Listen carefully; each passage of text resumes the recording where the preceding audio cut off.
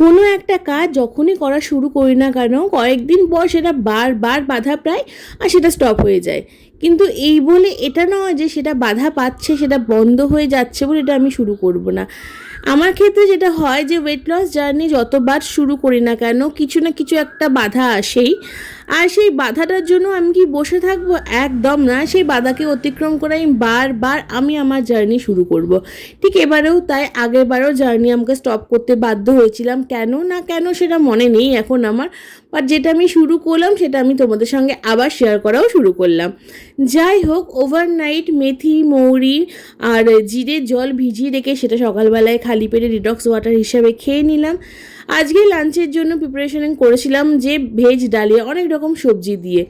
তারপরে ঘরের টুকটাক কাজ সব করে রান্না বান্না বাড়ির বাকিদের জন্য করে রেডি হয়ে বেরিয়ে পড়লাম।